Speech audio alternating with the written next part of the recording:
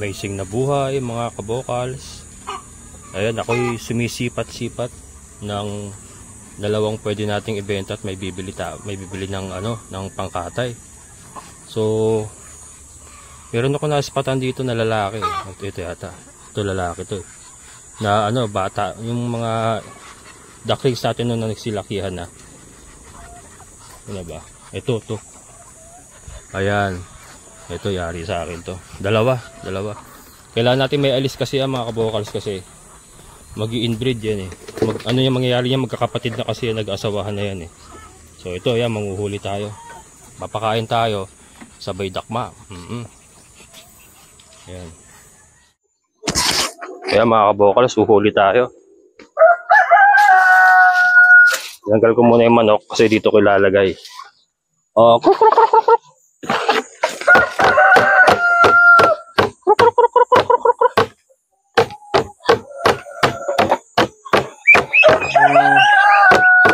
Ito, yung dalawa na to.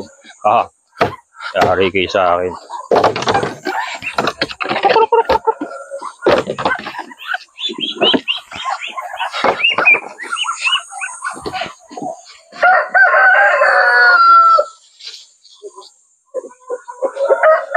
Ayan, para kita ba?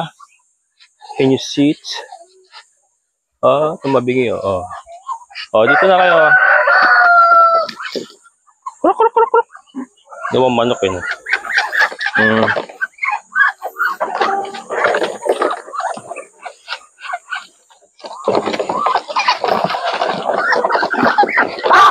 That's it.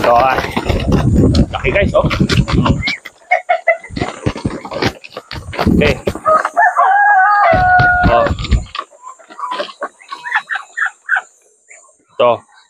Ito yung isa, mga kabokal. Laki niya, no?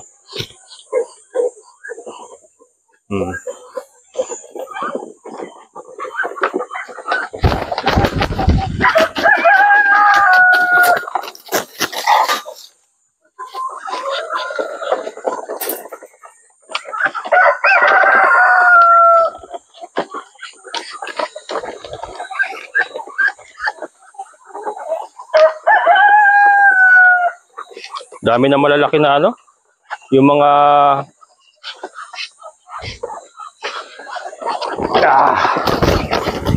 yung mga ducklings natin dati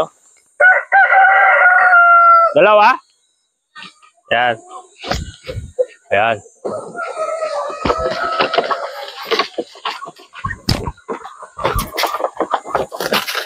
Ayan guys, so ito yung dalawa natin nakakuha.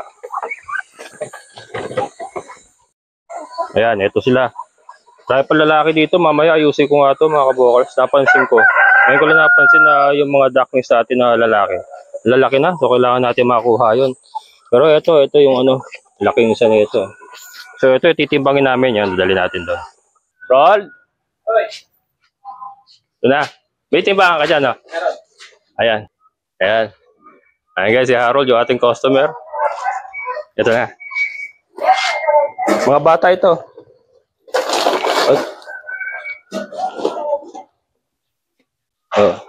Lima. Ayan guys, so yan po ay 200 per kilo. Tignan mo kung kung gusto mo, kung palitan natin doon. Malalaki yan. Mga bata pa. Bukas pa ba yung katayan ngayong ganito oras? Titignan ko ang boss ko Kasi nagpunta ako doon, madaling araw eh. Boss ko siguro Oo. Saan yung yan? 500 times 200, 5 times 2. Lima. O, 1,000 eh. Galing ni Ate Samat eh. Ayan, thank you. Ayan guys, nakabenta naman tayo. 1,000. Yung dalawang pato. Ang dami na pala malaki. Ayusin natin. Yung mga dating maliliit napakalalaki na pala ngayon. Ayan, tuloy na natin yung pagpapakain para try kung ulihin yung mga lalaki na na nagsilakihan na. Kailangan matira kasi yung ano, mga original natin barako.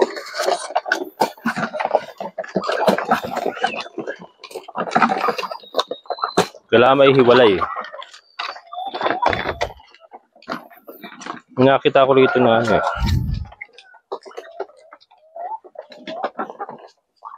Toto.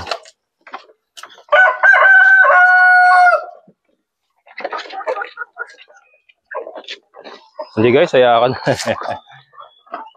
Kailangan gawa ko muna pala ng ano, mga vocals ng gagawa ko muna sila ng space para ano, kasi nakakaawa naman ni scratch pen. Gagawin natin dito mga vocals, hatiin natin tong area siguro. Maglagay tayo ng area para sa kumbaga fatteners, yung mga pambenta katulad ng mga lalaki na yun na nagsisilakihan na.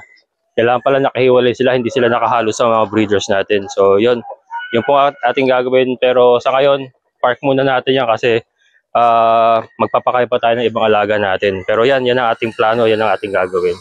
Ngayon ko kasi napansin eh, hindi ko kasi masyado napagtuunan ng pansin yung mga Muscovy ducks ng mga nakarang araw. And yun nga pala, update po dun sa ating egg production ng mga Muscovy duck.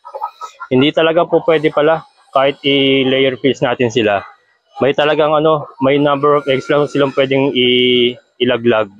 Tapos talagang humihinto guys. So talagang pang meat production lang po sila. Kaya yun nga, itinigil ko na po yung layer feeds. Binalik ko na sila sa darak sa mais. Kasi ano, hindi talaga ano, hindi tumatalab. Talagang ano na, hanggang doon lang talaga kaya nila itlog. Hindi talaga sila pang ano, hindi sila pang layer talaga. Pero meat type, yung nakita nyo yung naibenta natin na yun, ang lalaki. Nagulat din ako, ganun na pala sila kalalaki, yung mga dating ducklings natin yun eh. Lumaki na sila ng ganun, no? Siguro 2 piraso, 5 kilo. Ayan. Maya, try natin yung ano, try natin yung nakababad na itlog na maalat na ginagawa natin doon kung okay na. Siguro, brown eggs na lang din ang gagawin natin salted eggs. Kasi may nakita ako sa YouTube eh. Brown eggs, ginagawa niya salted eggs eh. Pwede rin. Yung brown na pipili tayo ng mga malalaking brown. Sa mga decal natin, ipunin natin yun.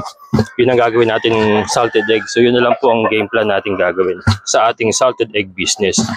So instead of using duck eggs, brown eggs ang gagamitin natin. Pero syempre mas mura.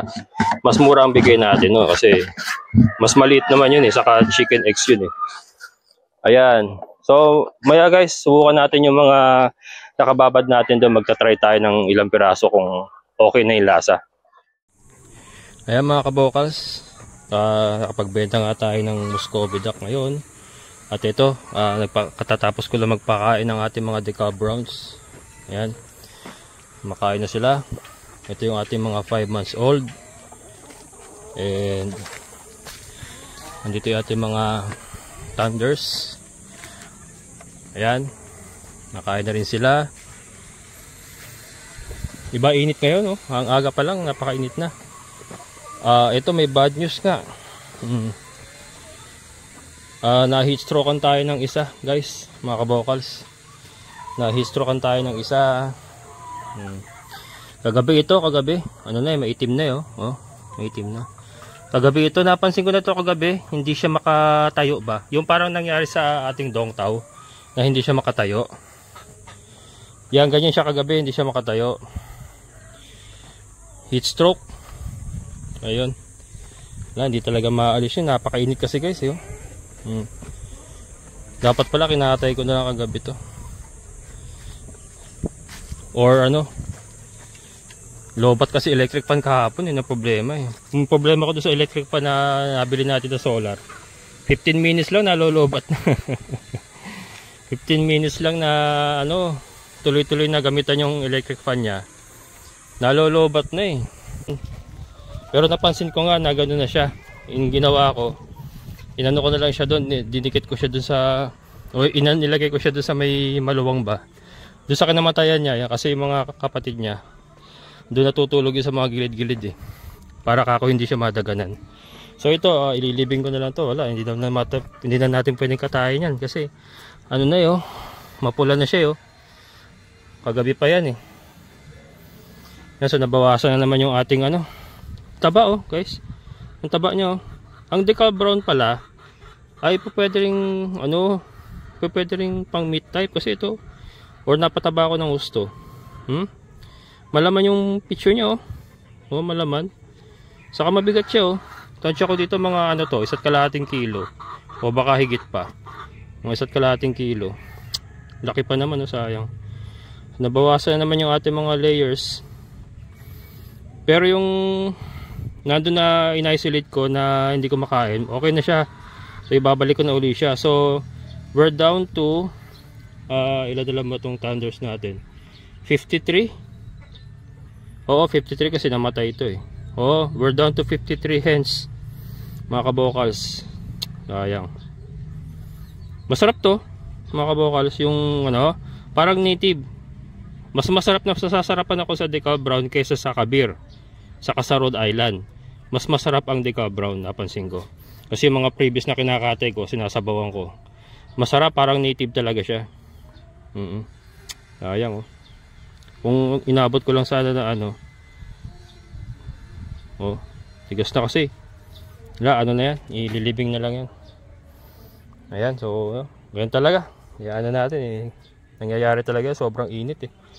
Natin magagawa yan, grabe init ngayon. Ayan, so patuloy na tayo sa pagpapakain. Tapos na tayo sa ano, mga decal browns. Yung ibang alaga naman natin. Ayan mga kabokals, so ito po. Ayan, dyan natin siya kinuha. Dyan natin siya pinosisyon nga para malamig yung ating banga. Ikaroon siya ng mga ano siguro ng ano yan, ng asin. So ito may plastic yan mga kabokals. And then ito may goma yan. Yan, tinanggalan natin para ready na. And then ito na siya. Yan. So mag-try lang tayo ng ilang piraso. 5 siguro. Oh, 5.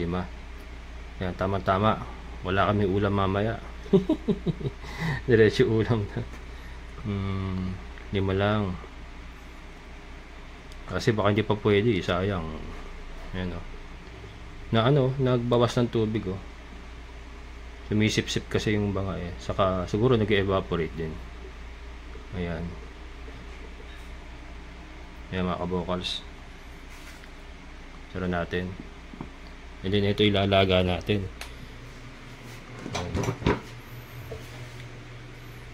Yan ka muna. Dito na natin ilalaga yan. May nakapagsabi sa akin, huwag ko daw hugasan. Huwag natin hugasan. Ganyan, at is na siya. Pero at lalagyan na natin siyang tubig pang laga natin syempre. Pero may nagsabi din sa akin na yung pinagbabaran daw, yun din ang paglalagaan. Kaya lang kasi binababad pa natin yung iba. So sample pa lang naman to.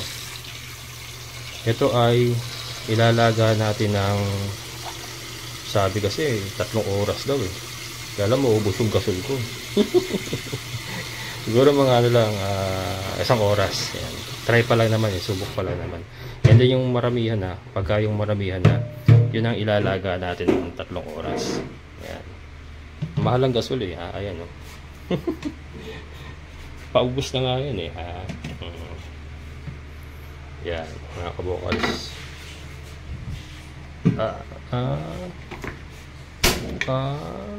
Yan. So yan, 1 oras. Mamaya titignan natin at titikman natin kung ano ang lasa ng ating salted egg.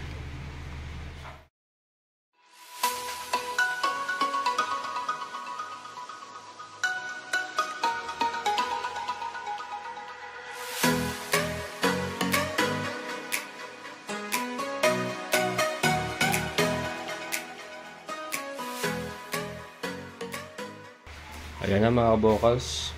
Ito na siya. 1 oras mahigit. Ayan, subok lang naman eh. Yung pala, kahit pala hindi nalinisan, ito pinalamig ko kasi natulog muna ako mga 1 oras eh. Ayan. Kaya medyo malamig na siya. Ayan. Gasan natin.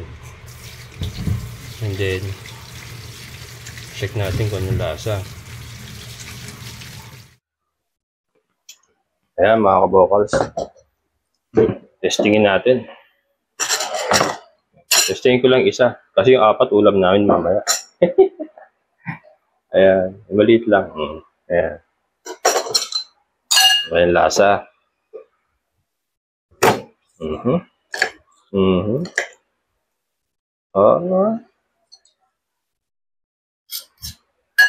Ano amoy? Amoy itlog na maalat mga kabokals.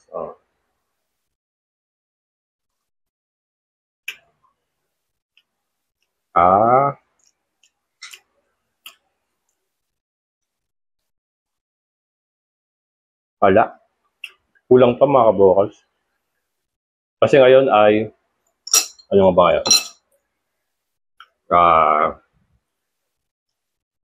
April 28 ngayon. Ang ika-third week niya is April 30. Ang ika-third week simula nung binabad natin. Matabang pa yun. Matabang pa mga kabokals. Kulang pa. Pero, masarap na. Masarap na siya. Kaya lang, kulang pa sa alat. So, ito, tutuloy pa natin ng one week pa ulit. Tapos mag-testing ulit tayo. Kasama nito, kakatesting natin, baka maubos. Joke lang.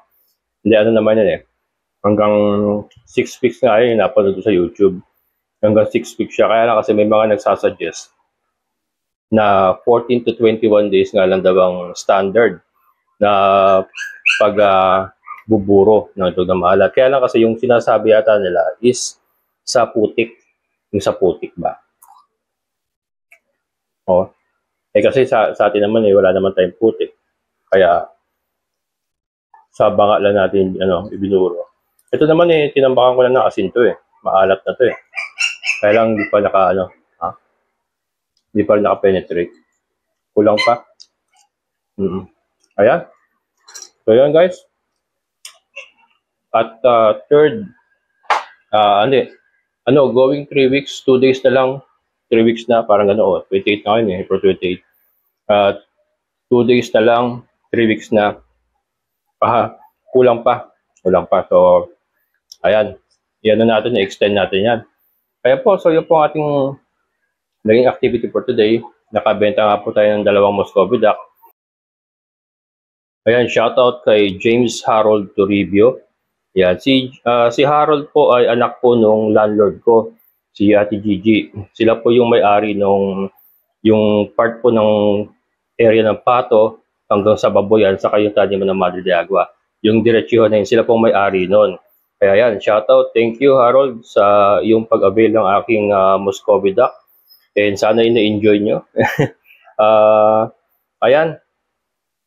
So, failure po tayo sa egg production gagamit ang Muscovy duck. Hindi talaga uubra mga kabokals kahit i-layer fish natin sila. So, itutuloy na lang natin yung initial plan natin para sa kanila na meat production nga. Talagang pang meat production lang pang Muscovy duck.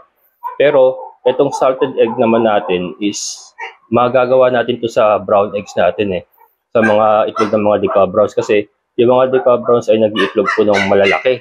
Meron po silang malalaki minsan. So yung po ay pwede nating ipunin, napasensya na kayo, may yung tuta namin. So pwede nating ipunin para gawin naman nating salted egg. So brown siya. So maganda rin guys, maganda rin kasi brown eggs and then salted egg, di ba? So may twist din doon. Yung brown eggs naman mismo is masarap na siya Mas masarap siya compared sa mga white eggs So sa salted egg pa natin. So magkakaroon po ng coating twist. So yun na lang po ang gagawin natin para may pagpatuloy natin ang ating salted egg business. Kaya lang, I need to work on pa doon sa ating pagbuburo.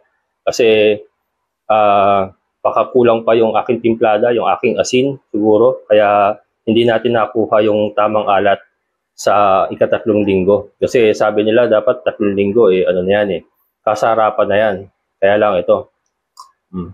Kulang pa rin, matabang pa rin.